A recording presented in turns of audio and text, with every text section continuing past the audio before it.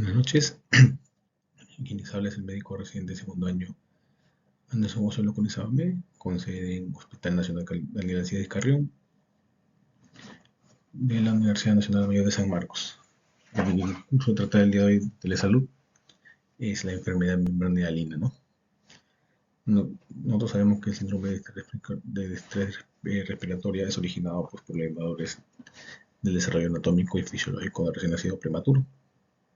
Está asociada pues a una cantidad insuficiente de surfactante pulmonar, ya sea por su déficit de producción, de activación o su pródico consumo, que va a llegar a una telestasia pulmonar difusa y alteración del cambio gaseoso, ¿no?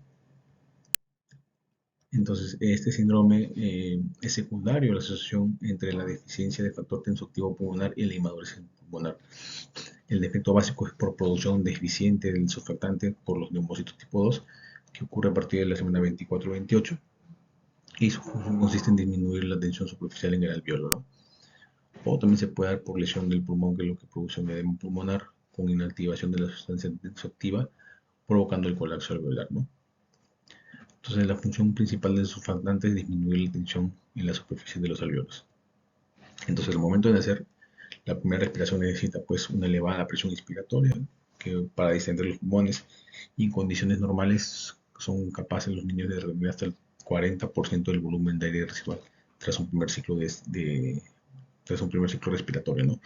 De modo que los ciclos subsiguientes ya no será necesaria una presión inspiratoria máxima.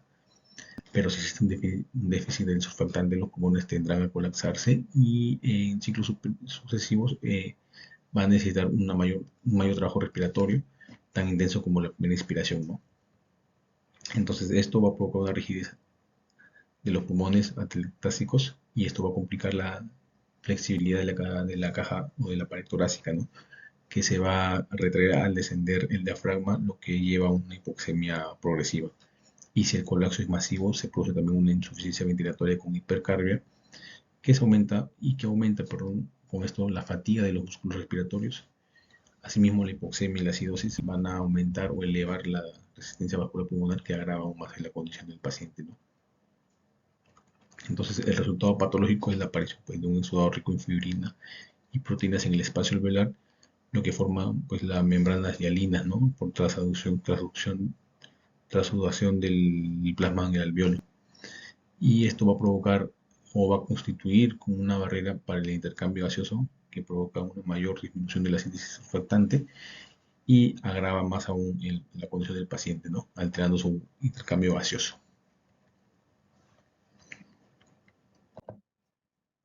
Entonces, ¿qué factores de riesgo tenemos nosotros? Tenemos la prematuridad, la hipotermia, la asfixia perinatal, la fetopatía diabética, también mamasmática, el que no haya recibido corticoides prenatales previos, o el sexo masculino, ¿no?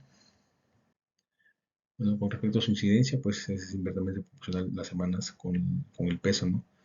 Menor semana gestacional, entre 24 y 25 semanas, un 92%, y a mayor semana gestacional, mayor de 37 semanas, menos del 5% podría ser este tipo de enfermedad, ¿no?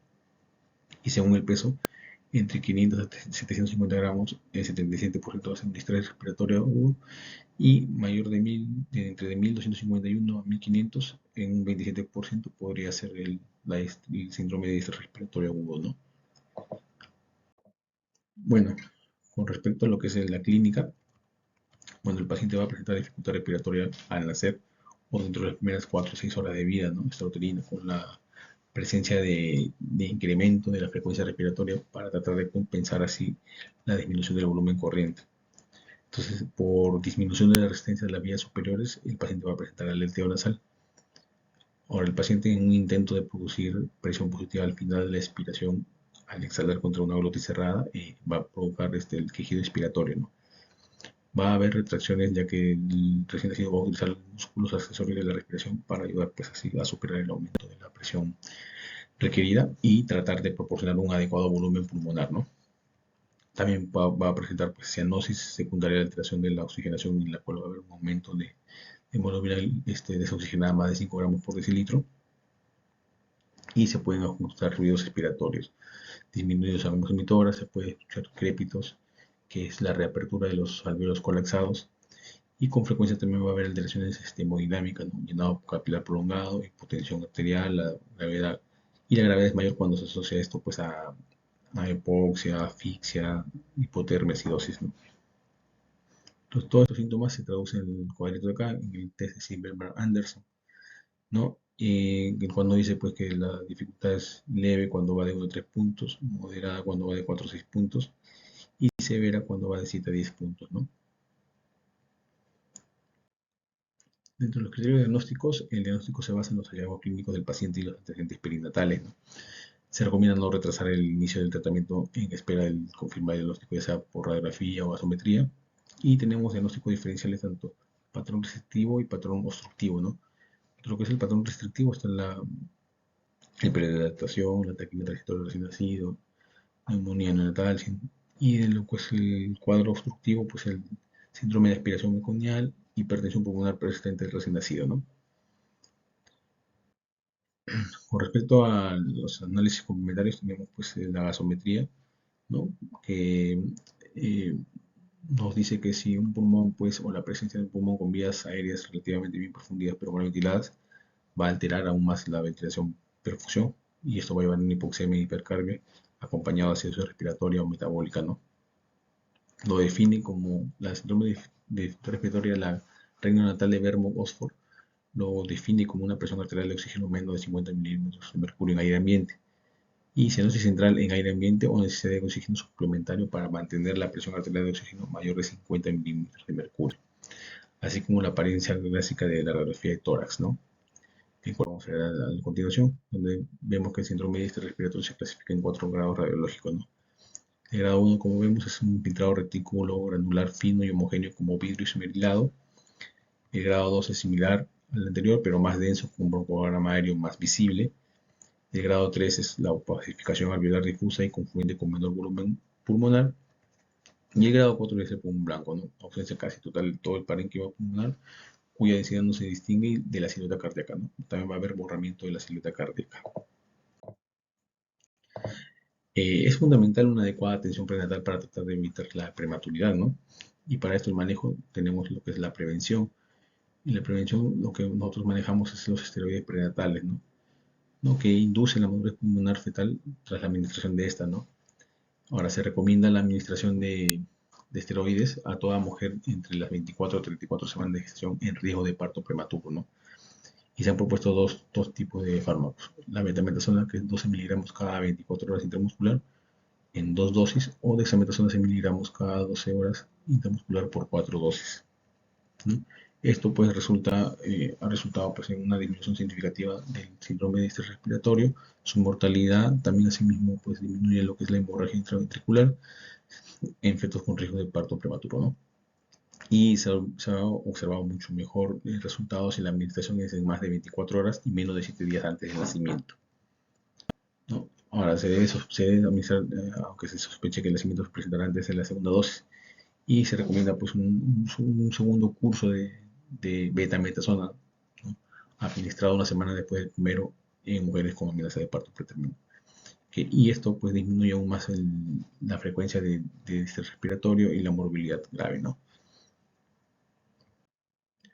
Con respecto a la estabilización en sala de partos, si es posible, pues se prolonga el corte del cordón umbilical a 30 a 60 segundos para evitar la disminución del gasto cardíaco, ¿no? También el uso de oxígeno para reanimación debe ser controlado con el uso de un mezclador e iniciamos con un frío de 0,21 a 0,30 y ajustar hacia arriba o hacia abajo para mantener una saturación pues entre 88 y 95% por oximetría de pulso, ¿no? Ahora, en caso el paciente respire espontáneamente, se puede estabilizar con CPAP de 5 a 6 centímetros de agua vía mascarilla o nasal. Y si en caso no hay respuesta al CPAP o la presión positiva con bolsa no hay respuesta, se puede intubar y administrar surfactante, ¿no? En caso pues, para prevenir la hipotermia con las bolsas de polietileno o una de calor radiante menor de 32 semanas o menor de 1500 gramos. Y en caso ya estabilizados en una calor radiante, pues se debe emplear el servocontrol para evitar la hipertermia, ¿no? Bueno, desde 2014 la Academia Americana de Pediatría y el consenso de la guía europea recomienda proporcionar el CPAP nasal a todos los recién nacidos prematuros con el uso posterior selectivo de la intubación y la terapia con surfactante, ¿no?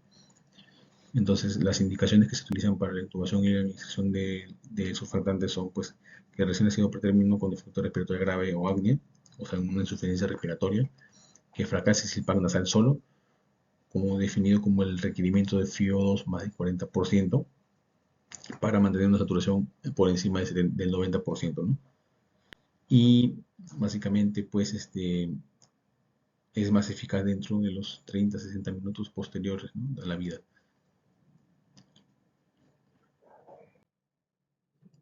Ahora, se recomienda aplicar la primera dosis de surfactante como dosis terapéutica a todo recién nacido pretérmino menor de 1000 gramos que haya requerido intubación durante la reanimación en sala de partos durante los primeros 15 minutos de vida, ¿no? Y que no haya recibido corticoides prenatales anteriormente. Entonces se recomienda la aplicación temprana de la primera dosis de surfactante durante las primeras 2 horas de vida en todo paciente pretérmino con síndrome de estrés respiratorio y que requiera un FIO más de 30-40% y que no lo hayan recibido en sala de parto. Y se puede recomendar una segunda dosis surfactante entre las 6 a 12 horas de vida, ¿no? Y no aspirar durante las primeras 6 horas de vida. Bueno, la administración tenemos dos, pues la lisa, que es mediante el paciente está con cánula, con CPAP, perdón, y a través de ahí se le coloca una sonda nasogástrica, una sondita de alimentación, perdón, hasta la bifurcación de la tráquea y por ahí se administra la, el surfactante, ¿no? Es menos invasivo y esto está en estudio, ¿no? Así como el uso de aerosoles también para, o colocación de máscaras orofaringias, ¿no? Está en estudio para ver si es más efectivo o no. Sin embargo, en el servicio usamos más la técnica INSURE, que es intubar, meter la sondita, aplicar el surfactante y extubar, ¿no? Sin embargo, es invasivo, pero es el que más se usa actualmente. Bueno, tenemos los parámetros orientativos, ¿no? Que en el caso del adrenalina, pues ya sea por modo sin B o por modo ventilación mecánica, usamos un PIC de 15 a 20, una humedad de 4 a 6, el flujo ya dependiendo, si es menos de 1.56, mayor de 1.5, entre 8 a 10, y el FIO 2 entre 90 a 95. Y el BAFO con un FIO de 80 a 100, dependiendo, si es menos de 750, usamos un PIC de 15, y más de 1500 vamos subiendo el PIC hasta llegar hasta 25, ¿no? Bueno, en el TT básicamente tiene que haber una buena estabilidad clínica, mejoría de la red de tórax, evidencia de una adecuada respiración espontánea, gases arteriales dentro de lo normal, FIO menos de 0,30, ventilación mecánica menos de 20 por minuto o presión media de la vía aérea más de 6 centímetros de agua, ¿no? Y también hay evidencia de buena reducción del síndrome de estrés respiratorio por el uso de cafeína, ¿no?, a una dosis de 20 y mantenimiento 5. Y si no hay cafeína, pues se puede usar aminofilina a dosis de 5 a 8 o de un mantenimiento de 1.5 a 2, ¿no? Bueno, las complicaciones, pues tenemos el síndrome de fuga de aire, la sepsis, la neumonía, displasia broncopulmonar, hasta incluso la muerte, ¿no?